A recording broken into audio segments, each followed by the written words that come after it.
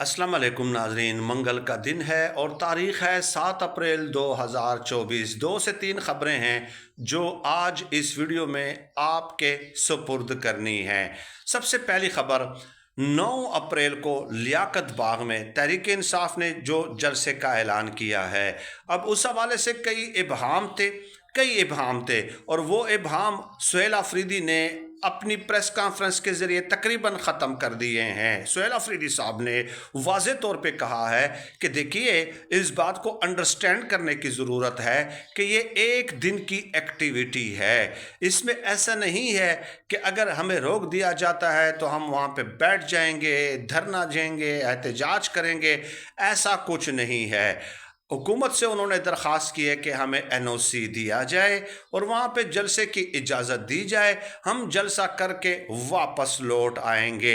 लेकिन और हुकूमत से ये भी कहा है कि ये नहीं है कि जलसे के बाद हम रावलपिंडी इस्लामाबाद की सड़कें बंद कर देंगे, बस इतने तक ही हमारी ये एक्टिविटी होगी। दूसरी बात जो उन्होंने क्लैरिफाई की वो ये कि देखिए, अगर हमें किसी मकाम पे रोका जाता है तो वहीं पे एहतजाज होगा। फ़र्ज़ किया अटक पुल पे हमें रोका जाता है तो वहीं पे हमारा एहतजाज होगा। अब ज़ाहिर है उन्होंने ये नहीं कहा कि वहीं पे हमारा जलसा होगा, क्योंकि हुकूमत को तो ये नहीं मालूम कि हुकूमत ने कौन से मकाम पे उनको रोकना है और कौन से मकाम पे नहीं रोकना। तो अगर अटक पुल का ऑलरेडी वो अनाउंस कर देंगे तो फिर तो उनको अटक पुल पे रोका जाएगा। और दूसरी वजह ये भी हो सकती है कि देखिए, जलसे का ऐलान आप उस रोके गए मकाम पे इसलिए भी नहीं कर सकते कि वहाँ पे एक स्टेज लगाना पड़ता है, लाउड स्पीकर, साउंड सिस्टम वगैरह होते हैं, तो उसका इंतज़ाम वो हुकूमत KP हुकूमत पहले से कैसे कर सकती है जब उसे मालूम ही नहीं है कि उन्हें किस मकाम पे रोका जाएगा। हाँ, ये हो सकता है कि फ़र्ज़ के अगर अटक पुल पे या हज़रो पुल पे या कट्टी पहाड़ी पे उनको रोका जाता है तो वहाँ पे गाड़ियों के जितने काफ़िले मौजूद होंगे उसमें से बस वो जो माइक्रोफोन है उसके ज़रिए एक छोटा मोटा खिताब करके वो एक जलसा हो जाएगा और उसके बाद वो वापस हो जाएंगे।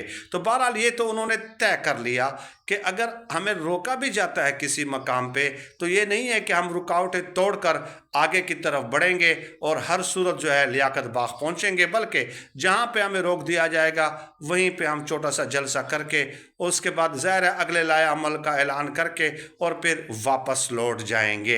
ये सुहेल खान अफरीदी साहब ने बता दिया है। दूसरी तरफ कल जो है 8 अप्रैल को तहरीक तहफ़्फ़ुज़ आईन पाकिस्तान ने इस हवाले से अपना सरबराही इजलास बुला लिया है। अब इस इजलास के बुलाने का मकसद तो बज़ाहिर है और कुछ नज़र नहीं आता सिवाय इसके कि 9 अप्रैल के हवाले से जो सुहेल अफरीदी साहब ने ये जलसे का ऐलान किया है उसमें उन्होंने क्या पार्टिसिपेशन करनी है या नहीं, या किस तरीके से अपनी पार्टिसिपेशन करनी है। क्योंकि अभी तक महमूद खान अचकज़ई साहब की तरफ से कोई ऐसी प्रेस कॉन्फ्रेंस नहीं सामने आई, कोई ऐसा ऐलान सामने नहीं आया कि महमूद खान अचकज़ई साहब ने ये कहा हो कि हम भी इसमें शामिल होना चाहते हैं या हमारी भी आपके साथ इस मसले में सपोर्ट है, नहीं है, न हाँ की है न ना की है। लेकिन अगर वो इसमें शामिल होना चाहते तो डेफिनेटली कोई प्रेस कॉन्फ्रेंस तो कर लेते। तो ये इस दलील में वज़न है कि तहरीक तहफ़्फ़ुज़ आईन पाकिस्तान की एक्टिव पार्टिसिपेशन या रजामंदी जो है इस 9 अप्रैल के जलसे के साथ नहीं है। अदरवाइज़ कोई वजह नहीं है कि वो प्रेस कॉन्फ्रेंस ना करते या कोई ऐलान ना करते या कोई ट्विटर पे जो है इसको अनाउंस ना करते। तो और तीसरी बात आज जो इम्पॉर्टेंट है वो ये है कि अडियाला के बाहर जो है अलीमा खानम ने 10,000 अपने पार्टी ओहदेदारों और कारकुनान को जमा होने का कहा था।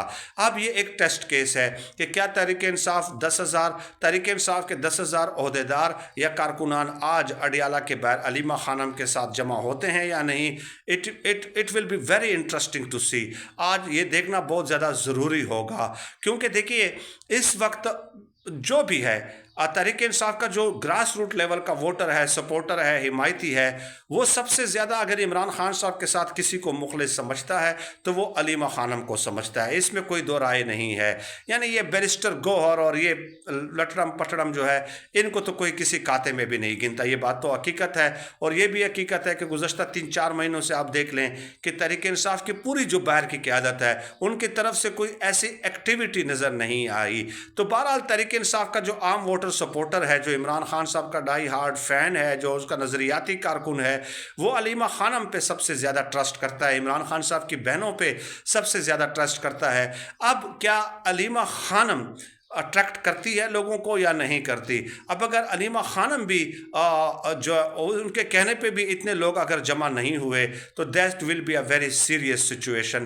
اس کو پھر دیکھنا پڑے گا کہ آگے تحریک انصاف کیا کر سکتی ہے. اور ویسے آج تک تحریک انصاف نے جو کیا ہے وہ بھی آپ کے سامنے ہے، لیکن ایک پہلو اس کا آپ کے پیش نظر رہے، وہ یہ کہ علیمہ خانم نے یہ واضح طور پہ کہا ہے کہ میں نے عام عوام سے یہ نہیں کہا، پاکستانی قوم سے یہ نہیں کہا کہ آپ اڈیالہ کے باہر پہنچیں. علیمہ خانم کہتی ہے کہ یہ میرا کام بھی نہیں ہے کہ میں ان سے کہوں، بلکہ میں تو اپنے پارٹی کے کارکنوں کو اور عہدیداروں کو میں نے یہ اناؤنس کیا ہے کہ 10,000 کی تعداد میں وہ پہنچیں.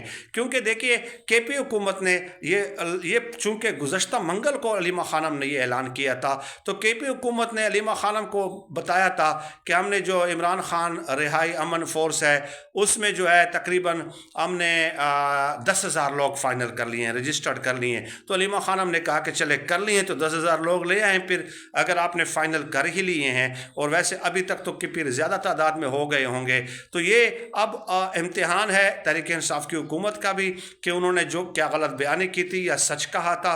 اور پھر علیمہ خانم نے اسی رپورٹ کو سامنے رکھتے ہوئے یہ اناؤنس کر دیا تھا. اور ویسے بھی تحریک انصاف کے اندر اب گروپ بندی بہت زیادہ ہے. جو نکمے ہیں نا نکمے، وہ یہ کہتے ہیں علیمہ خانم کے کہنے پہ ہم کیوں آئیں. علیمہ خانم کون ہے؟ علیمہ خانم کو تو ہم جواب دہ نہیں ہیں. یہ نکمے لوگوں کا کام ہوتا ہے، آپ ان کو بھی جواب دہ نہیں ہیں. آپ محمود خان اچکزئی آپ کو روتے پیٹتے رہے، آپ کے سامنے جولی پھیلاتے ہیں، ان کو بھی جواب دہ نہیں ہے. سلمان اکرم راجہ کو بھی جواب دہ نہیں ہے. آپ کسی کو بھی جواب دہ نہیں ہیں، کیونکہ آپ چاہتے ہی ہیں کہ عمران خان صاحب جیل میں ہوں. عمران خان صاحب جب تک جیل میں ہوں گے تو آپ کی عیاشیاں لگی ہوئی ہیں نا، آپ کے تو مزے لگے ہوئے ہیں. کیونکہ عمران خان صاحب جب جیل سے باہر ہوتے ہیں وہ تو آپ کو ایسا نہیں کرنے دیتے، وہ تو ڈیلی پرفارمنس رپورٹ طلب کرتے ہیں، وہ تو آپ کی دوڑیں لگاتے ہیں، وہ تو آپ کا احتساب کرتے ہیں، وہ تو آپ کے اوپر چیک اینڈ بیلنس رکھتے ہیں. تو آپ چاہتے یہی ہیں کہ عمران خان صاحب جیل کے اندر رہے تاکہ آپ کی جو یہ منمانیاں ہیں یہ بدستور اسی طریقے سے جاری رہے.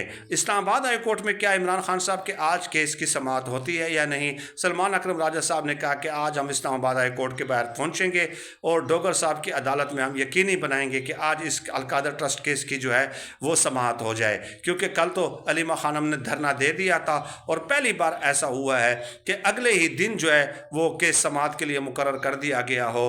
میرے جو پیارے دوست ہیں آپ کے سب کے ہم سب کے صدیق جان صاحب نے یہ کہا تھا کہ میں نے پہلی بار اسلام آباد ہائی کورٹ کو اس طرح جلد بازی میں سرنڈر ہوتے ہوئے دیکھا ہے. اور یہ سب کچھ علیمہ خانم کی بدولت ممکن ہوا ہے کہ انہوں نے کہا کہ میں بیٹھی ہوں یہاں پہ، لاٹھی چارج کرنا ہے، جو کچھ کرنا ہے آپ کریں، لیکن جب تک اس کیس کو نہیں لگایا جاتا اس وقت تک اٹھنے کا سوال ہی پیدا نہیں ہوتا.